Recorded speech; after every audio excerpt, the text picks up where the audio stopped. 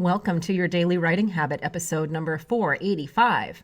If you are writing a book or thinking about it or trying to finish a book you've started or maybe trying to let more people know about your book, you are in the right place. Good morning. Happy Sunday. I'm your host, Christine Whitmarsh, also known as Christine Inc., like that stuff we write with. Each day I'm sharing with you the writing habits I've learned over my 19 years as a ghostwriter, book coach, and author. I have found that three things in particular have a huge impact on your success as an author, and they have the ability to turn a quote-unquote non-author into a published one. Those three things are writing fundamentals, productivity, and mindset habits.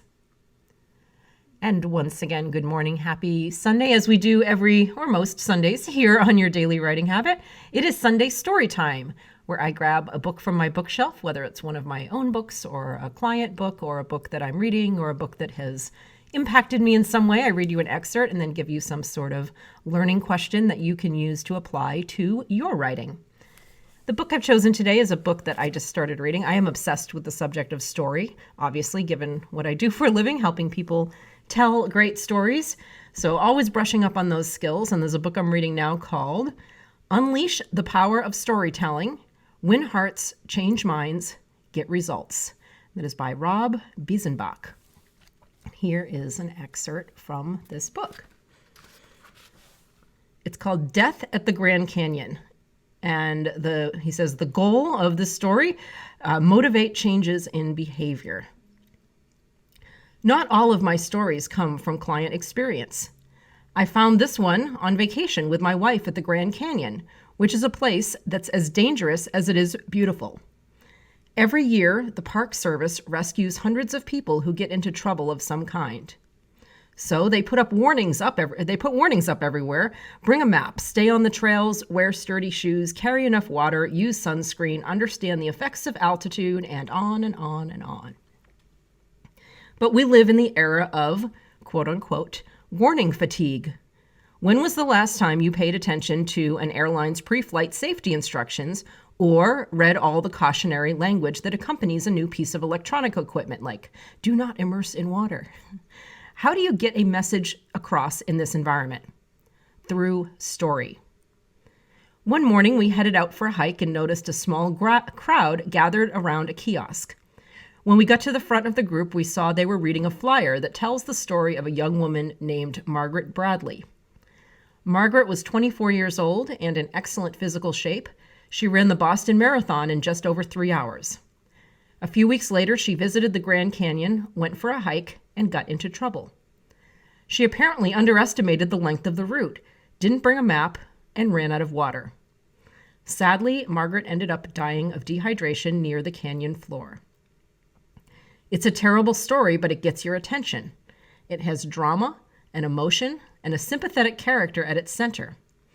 Margaret could be a sister, a daughter, a best friend. Any person reading this story would probably think twice about their own readiness to take on the canyon's dangers. Now, most of us don't deal every day with life and death matters like this, but in every organization, there are consequences for our actions and inactions.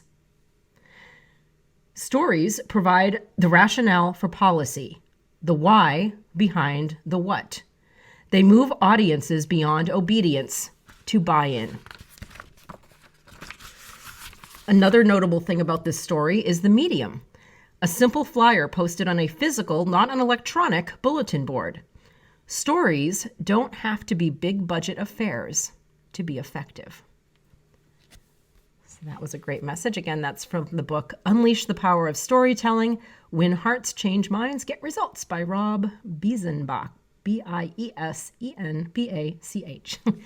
And here is a question for you. How can you tell a story, true or otherwise, to share an idea or point or lesson, kind of like the one in the story I just told?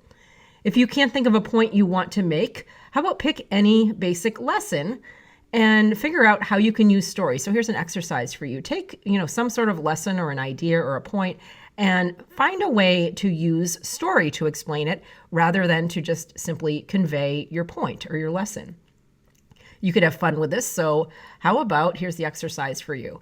How about tell a story to demonstrate the dangers of alien abductions in remote cornfields at night?